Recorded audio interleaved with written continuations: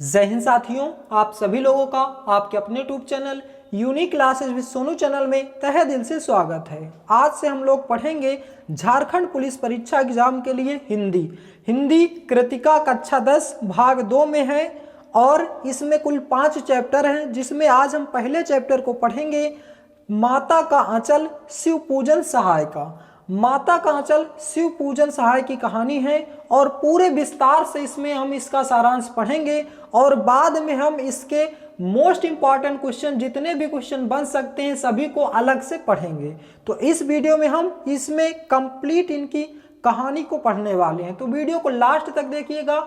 आप केवल पूरी कहानी को लास्ट तक सुनेंगे तो भी आपका यह कहानी पूरी तरह से क्लियर हो जाएगा और जब यह क्वेश्चन एमसीक्यू के फॉर्म में आएंगे तब आपको मात्र एक बार देख लेना है, आपको यह चैप्टर समाप्त हो जाएगा। तो आइए स्टार्ट करते हैं। पहला चैप्टर माता का आंचल, इसके लेखक है शिव पूजन सहाय। तो कहानी स्टार्ट करते हैं। जहां लड़कों का संग तहां बाजे मृदंग, जहां बुढ़ों का संग तहां खर्चे कतंग। कहते हैं कि जहां लड़कों का साथ होता है, जहां लड़कों का संग होता है, तहां बाजे मृदंग, वहां ढोल बजते हैं। यहाँ यानी कि वे लोग बहुत खुशियां मनाते हैं। और जहां बुढ़ों का संग तहां खर्चे का तंग, जहां बुढ़े लोगों का साथ होता है वहां क्या होता है, खर्चे की तंगी रहती, यानी कि खर्चा बढ़ जाता है। हमारे पिता तड़के उठकर निबट नहाकर पूजा करने बैठ जाते थे। हम बचपन से ही उनके अंग लग गए थे। माता से केवल दूध पीने तक का नाता था, इसलिए पिता के साथ ही हम भी बाहर की बैठक में सोया करते थे। वह अपने साथ ही हमें भी बिठाते उठाते और साथ ही नहला धुलाकर पूजा पर बिठा लेते थे। हमें भभूत का तिलक लगा देने के लिए उनको दिक करने लगते थे। मतलब हम भभूत का तिलक मतलब जो पूजा पाठ में राख निकलता है, अगरबत्ती का मिट्टी होता है या राख होता है, उसे ही भभूत कहते, उसे लगाने के लिए जिद करते थे। कुछ हंसकर, कुछ झुझलाकर और कुछ डांट कर वह हमारे चौड़े लीलार में त्रिपुंड कर देते थे, मतलब टीका लगा देते थे। हमारे लीलार में भभूत खूब खुलती थी, सिर में लंबी लंबी जटाएं थी। भभूत रमाने से हम खासे बम भोला बन जाते थे। पिताजी हमें बड़े प्यार से भोलानाथ कहकर पुकारते थे, पर असल में हमारा नाम तारकेश्वर नाथ था। हम भी उनको बाबूजी कहकर पुकारा करते थे और माता को मैया कहते थे। जब बाबूजी रामायण का पाठ करते थे तब हम उनके बगल में बैठे बैठे आईने में अपना मुंह निहारा करते थे। जब वह हमारी ओर देखते तब हम कुछ लजाकर और मुस्कुराकर आईना नीचे रख देते थे और वह भी मुस्कुरा पड़ते थे। पूजा पाठ कर चुकने के बाद वह राम राम लिखने लगते। अपनी एक रामनामा बही पर 1000 राम नाम लिखकर वह उसे पाठ करने की पोथी से बांध कर रख देते थे। फिर ये चित्र देखिए, ये चित्र में दिखाया गया है पूरा। नेक्स्ट पेज है हमारा। 500 बार कागज के छोटे छोटे टुकड़ों पर राम नाम लिखकर आटे की गोलियों में लपेटते और उन गोलियों को लेकर गंगा जी की ओर चल पड़ते थे। उस समय भी हम उनके कंधों पर विराजमान होते थे। जब वह गंगा में एक एक आटे की गोलियां फेंककर मछलियों को खिलाने लगते तब भी हम उनके कंधे पर ही बैठे बैठे हंसा करते थे। जब वह मछलियों को चारा देकर घर की ओर लौटने लगते तब बीच रास्ते में झुके हुए पेड़ों की डालों पर हमें बिठाकर झूला झूलाते थे। कभी कभी बाबूजी हमसे कुश्ती भी लड़ते। वह शिथिल होकर हमारे बल को बढ़ावा देते और हम उनको पिछाड़ देते थे। यह उतान पड़ जाते थे और हम उनकी छाती पर चढ़ जाते थे। जब हम उनकी लंबी लंबी मूछें उखाड़ने लगते तब वह हंसते हंसते हमारे हाथों को मूछों से छुड़ाकर उन्हें चूम लेते थे और फिर जब हमसे खट्टा मीठा चुम्मा मांगते तब हम बारी बारी से अपना बायां और दाहिना गाल उनके मुंह की ओर फेर देते थे। मतलब बचपन में वो इस प्रकार से अपने पिताजी के साथ खेलते थे।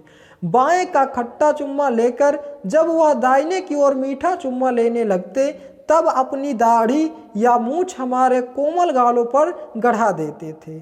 हम झुंझलाकर फिर उनकी मूछें नोचने लग जाते थे। इस पर वह बनावटी रोने लगते थे और हम अलग अलग खड़े खिलखिलाकर हंसने लग जाते थे। उनके साथ हंसते हंसते हम घर आते तब उनके साथ ही हम भी चौके पर खाने बैठते थे। वह हमें अपने हाथ से फूल के एक कटोरों में गोरस और भात सान कर खिलाते थे। गोरस और भात का मतलब मट्ठा और चावल खिलाते थे। जब हम खाकर अफर जाते तब मैया थोड़ा और खिलाने के लिए हट करती थी। वह बाबूजी से कहने लगती कि आप तो 4-4 दाने के कौर बच्चे के मुंह में जाते हैं, मतलब आप 4-4 दाने बच्चे के मुंह में खिलाते हैं। इससे वह थोड़ा खाने पर भी समझ लेता है कि हम बहुत खा गए हैं।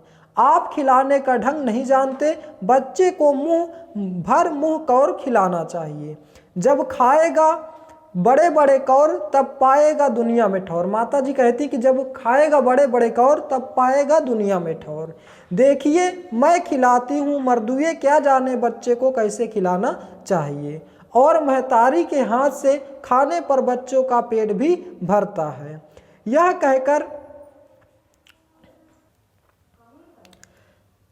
कह वह थाली में दही भात शांति और अलग अलग तोता मैना कबूतर हंस मोर आदि के बनावटी नाम से कौर को बनाकर यह कहते हुए खिलाती जाती कि जल्दी खा लो नहीं तो उड़ जाएंगे। पर हम इन्हें इतनी जल्दी जल्दी उड़ा जाते कि उड़ने का मौका ही नहीं मिलता था। यानी कि माता जी क्या करती थी, वो जो कौर होते हैं उनको ऐसे चिड़िया बोल बोल करके बना बना के खिलाती जाती थी कि खा लो जल्दी से नहीं तो ये उड़ जाएंगे। और हम क्या करते थे, जल्दी जल्दी उन्हें खा लेते थे। नेक्स्ट पेज है हमारा चौथा पेज। जब हम सब बनावटी चिड़ियों को चट कर जाते थे तब बाबूजी भी कहने लगते, अच्छा अब तुम राजा हो, जाओ खेलो। बस हम उठकर उछलने कूदने लगते थे। फिर रस्सी में बंधा हुआ काठ का घोड़ा लेकर नंग धड़ंग बाहर गली में निकल जाते थे। जब कभी मैया हमें अचानक पकड़ पाती तब हमारे लाख झटपटाने पर भी एक चुल्लू कड़वा तेल हमारे सिर पर डाल देती थी। हम रोने लगते और बाबूजी उस पर बिगड़ खड़े होते, पर वह हमारे सिर में तेल बोथकर हमें उबट कर ही छोड़ती थी।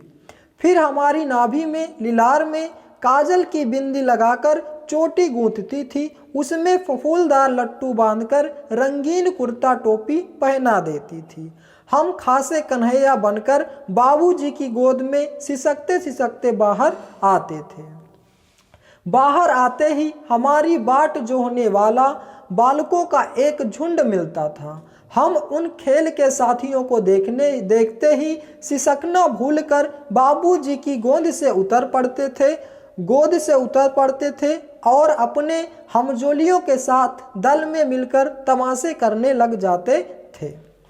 तमाशे भी वैसे नहीं, तरह तरह के नाटक। चबूतरे का एक कोना ही नाटक का घर बनता था। बाबूजी जिस छोटी चौकी पर बैठकर नहाते थे वही रंगमंच बनती। उसी पर सरकंडे के खंभों पर कागज का चंदोदा तान कर मिठाइयों की दुकान लगाई जाती थी और उसमें चिलम के खोचे पर कपड़ों के थालों में ढेले के लड्डू, पत्तों की पूरी, कचौरियाँ, गीली मिट्टी की जलेबियाँ, फूटे घड़े के टुकड़ों के बतासे आदि मिठाइयाँ सजाई जाती थी। ठीकरों के बटखरे और जस्ते के छोटे छोटे टुकड़ों के पैसे बनते हैं और हम ही लोग खरीदार और हम ही लोग दुकानदार। बाबूजी भी 2-4 गोरखपुरिये पैसे खरीद लेते थे। तो दोस्तों होता क्या है कि छोटे बच्चे जैसे मिट्टी के बर्तन बनाते हैं, मिट्टी के घर बनाते, तो उसी तरह क्या थे ये लेखक भी बना बना करके खेलते थे। थोड़ी देर में मिठाई की दुकान बढ़ाकर हम लोग घरौंधा बनाते थे। धूल की मेड़ दीवार बनती और तिनकों का छप्पर, दातून के खंभे, दिया सलाई की पेटियों के किवाड़ और घड़े के मुंह के चूल्हा चक्की, दिए के कढ़ाई और बाबूजी की पूजा वाली आचमनी कलछी बनती थी। पानी के घी, धूल के पिसान और बालू की चीनी से हम लोग ज्योनार तैयार करते थे। ज्योनार मतलब भोजन तैयार करते थे। हम ही लोग ज्योनार करते थे और हम ही लोगों की ज्योनार बैठती थी। जब पंगत बैठ जाती थी तब बाबूजी भी धीरे धीरे आकर पात के अंत में जीमने के लिए बैठ जाते थे। उनको बैठते देखकर ही हम लोग हंस हंस कर घरौंदा बिगाड़ कर भाग चलते थे। वह भी हंसते हंसते लोटपोट हो जाते और कहने लगते थे कि फिर कब भोज होगा भोलानाथ। Next page. कभी कभी हम लोग बारात का जुलूस भी निकालते थे। कनस्तर का तंबूरा बजता, अमोले को घिसकर सहनाई बजाई जाती, टूटी चूहेदानी की पालकी बनती और हम समधी बनकर बकरे पर चढ़ लेते और चबूतरे के एक कोने से चलकर बारात दूसरे कोने में जाकर दरवाजे लगती थी।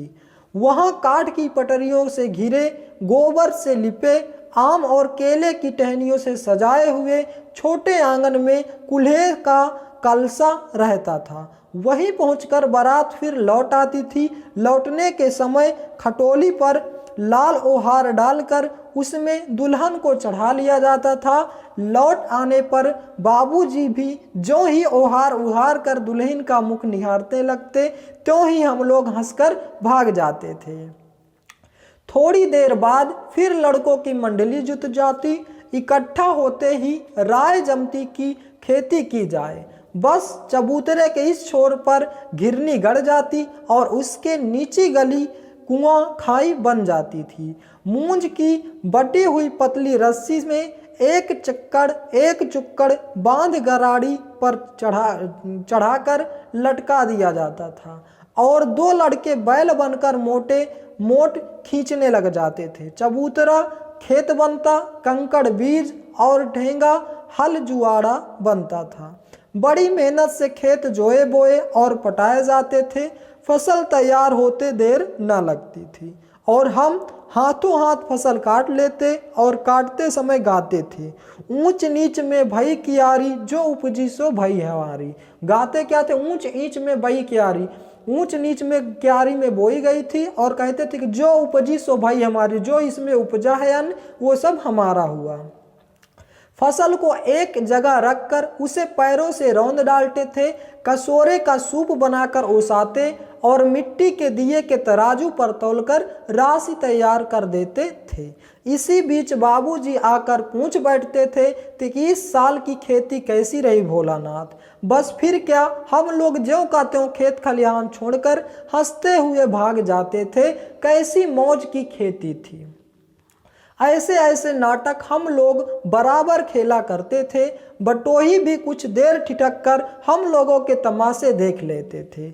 जब कभी हम लोग ददरी के मेले में जाने वाले आदमियों का झुंड देख पाते तब कूद कूद कर चिल्लाने लगते थे, चलो भैया ददरी सत्तू पिसान की मोटरी। अगर किसी चूल्हे के आगे आगे जाती हुई ओहादार पालकी देख पाते तब खूब जोर जोर से चिल्लाने लगते थे। नेक्स्ट पेज है। रहरी में रहरी पुरान रहरी, डोला के कन्या हमार मेहरी। कहते थे, ये गाते गाते चलते थे कि रहरी में रहरी पुरान रहरी, डोला के कन्या हमार मेहरी। इसी पर एक बार बूढ़े वर ने हम लोगों को बड़ी दूर तक खदेड़ ढेलों से मारा था। उस खसूट खब्बीस की सूरत आज तक भी हमें याद है। ना जाने किस ससुर ने वैसा जमाई ढूंढ निकाला था, वैसा घोड़ मुआ आदमी हमने कभी भी नहीं देखा था। आम की फसल में कभी कभी खूब आंधी आती है और आंधी के कुछ दूर निकल जाने पर हम लोग बाग की ओर दौड़ पड़ते थे। वहां चुन चुन कर घुले घुले गोपी आम चाबते थे। एक दिन की बात है, आंधी आई और पट पड़ गई। आकाश काले बादलों से ढक गया और मेघ गरजने लगे। बिजली कौंधने और ठंडी हवा सनसनाने लगी। पेड़ झूमने और जमीन से चूमने लगे। हम लोग चिल्ला उठे, एक परसा की लाई बाजार में छितराई, बरखा उधरे बुलाई। एक परसा की लाई, मतलब एक ऐसा लगता है कि एक परसे से लाई बाजार में छितराई, चारों तरफ छितरा दी गई है। बरखा उधरे बिलाई, मतलब ऐसा लगता है कि बारिश उधर बिला गई है। लेकिन बरखा ना रुकी और भी मूसलाधार पानी होने लगा। हम लोग पेड़ों की जड़ से धड़ से सट गए, जैसे कुत्ते के कान में अठई चिपक जाती है, मगर बरखा जमीन नहीं थम गई। बरखा बंद होते ही बाग में बहुत से बिच्छू नजर आए। हम लोग डर कर भाग चले। हम लोगों में बिच्छू बड़ा ही ढीठ था। संयोग की बात, बीच में मूसन तिवारी मिल गए। बेचारे बूढ़े आदमी को सूझता कम था। बैजू उनको चिढ़ाकर बोला, बुढ़वा बेईमान मांगे करेले का चोखा, मतलब उसको चिढ़ाते थे कि बुढ़वा बेईमान मांगे करेले का चोखा। हम लोगों ने भी बैजू के सुर में सुर मिलाकर यही चिल्लाना शुरू किया। मूसन तिवारी ने बेतासा खदेड़ा। हम लोग तो बस अपने अपने घर की ओर आंधी हो चले। जब हम लोग न मिल सके तब तिवारी जी सीधे पाठशाला में चले गए। वहां से हमको और बैजू को पकड़ लाने के लिए 4 लड़के गिरफ्तारी वारंट लेकर छूटे। इधर जो ही हम लोग घर पहुंचे त्यों ही गुरुजी के सिपाही हम लोगों पर टूट पड़े। बैजू तो 9-2-11 हो गया, हम पकड़े गए। फिर तो गुरुजी ने हमारी खूब खबर ली। बाबूजी ने यह हाल सुना, वह दौड़ते हुए पाठशाला में आए, गोद में उठाकर हमें पुचकारने और फुसलाने लगे। पर हम दुलारने से चुप होने वाले लड़के नहीं थे। रोते रोते उनका कंधा आंसुओं से तर कर दिया। वह गुरुजी की चिचौरी करके हमें घर ले चले। रास्ते में फिर हमारी साथी लड़कों का झुंड मिला।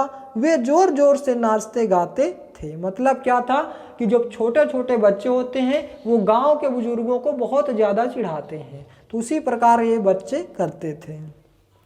नेक्स्ट पेज, माई पकाई गरर गरर पुआ और हम खाइब पुआ न खेलब जुआ। बोले घर पे जाके कि मम्मी पकाएंगी गर्मा गर्म पुआ तो हम खाएंगे पुआ और अब हम खेलने नहीं जाएंगे। फिर क्या था, हमारा रोना धोना भूल गया। हम हट करके बाबूजी की गोद से उतर पड़े और लड़कों की मंडली में मिलकर लगे वही तान सुर अलापने। तब तक सब लड़के सामने वाले मकई के खेत में दौड़ पड़े और उसमें चिड़ियों का झुंड चर रहा था। वे दौड़ दौड़ कर उन्हें पकड़ने लगे पर एक भी हाथ न आई। हम खेत से अलग ही खड़े होकर गा रहे थे, राम जी की चिड़ई राम जी का खेत, खा लो चिड़ई भर भर पेट। मतलब वो बाहर खड़े होकर के गा रहे थे कि राम जी की चिड़ई राम जी का खेत, राम जी की चिड़िया है और राम जी का ही खेत है। खा लो चिड़ई भर भर पेट की है चिड़ई, तुम लोग पेट भर के खा लो क्योंकि राम जी की ही तुम चिड़ई हो और ये राम जी का ही खेत है। हमसे कुछ दूर बाबूजी और हमारे गांव के कई आदमी खड़े होकर तमाशा देख रहे थे और यही कहकर हंसते थे कि चिड़िया की जान जाए लड़कों का खिलौना। सचमुच लड़के और बंदर पराई पीर नहीं समझते, मतलब दूसरों का दर्द नहीं समझते हैं। एक टीले पर जाकर हम लोग चूहों के बिल से पानी उलीचने लगे। नीचे से ऊपर पानी फेंकना था। हम सब थक गए। तब तक गणेश जी के चूहे की रक्षा के लिए शिव जी का सांप निकल आया। मतलब चूहे के बिल में पानी डाल रहे थे तो चूहा के बदले उसमें से सांप निकल आया। रोते चिल्लाते हम लोग बेतहाशा भाग चले। कोई औंधा गिरा, कोई अंटा चिट, किसी का सिर फूटा, किसी के दांत टूटे, सभी गिरते पड़ते भागे। हमारी सारी देह लहूलुहान हो गई, पैरों के तलवे कांटों से छलनी हो गए। यहाँ पे आप देख सकते हैं किस प्रकार से सब भागने लगे थे। नेक्स्ट पेज, हम एक सुर से दौड़े हुए आए और घर में घुस गए। उस समय बाबूजी बैठक के ओसारे में बैठकर हुक्का गुड़गुड़ा रहे थे। उन्होंने हमें पुकारा, बहुत पुकारा, पर उनकी अनसुनी करके हम दौड़ते हुए मैया के पास चले गए। जाकर उसी गोद में शरण ली। मैया चावल अमनिया कर रही थी, मतलब चावल में बिन रही थी कंकड़ पत्थर। हम उसी के आंचल में छिप गए। हमें डर से कांपते देखकर वह जोर जोर से रो पड़ी और सब काम छोड़ बैठी। अधीर होकर हमारे भय का कारण पूछने लगी। अभी हमें अंग भर कर दबाती और कभी हमारे अंगों को अपने आंचल से पोंछकर हमें चूम लेती। बड़े संकट में पड़ गई। झटपट हल्दी पीसकर हमारे घाव पर थोपी गई। घर में कुहराम मच गया। हम केवल धीमे सुर में सां सां करते हुए मैया के आंचल में लुके चले जाते थे। सारा शरीर थर थर कांप रहा था। रोंगटे खड़े हो गए थे और हम आंखें खोलना चाहते थे पर वे खुलती ना थी। हमारे कांपते हुए होठों को मैया बार बार निहा कर रोती और बड़े लाड प्यार से हमें गले लगा लेती थी। इसी समय बाबूजी दौड़े आए। आकर झट हमें मैया की गोद से अपनी गोद में लेने लगे, पर हमने मैया के आंचल की प्रेम और शांति के चंदोवे की छाया ना छोड़ी। तो दोस्तों, ये था हमारा कंप्लीट चैप्टर। यहाँ पे चैप्टर कंप्लीट होता है। काफ़ी बड़ा चैप्टर था। तो इस प्रकार से इसकी कहानी को हमने आज पूरी तरह से कंप्लीट किया और नेक्स्ट वीडियो में जब भी मिलेगा तो इसके महत्वपूर्ण क्वेश्चन होंगे। माता का आंचल शिव पूजन सहाय की कहानी है। तो ये कहानी आपको पसंद आई होगी। यदि आप हमारे चैनल पे नए हैं तो चैनल को सब्सक्राइब करें, वीडियो को लाइक करें और ज़्यादा से ज़्यादा शेयर करें। वीडियो को लास्ट तक देखने के लिए बहुत बहुत धन्यवाद। मिलते हैं नेक्स्ट वीडियो में। जय हिंद, जय भारत।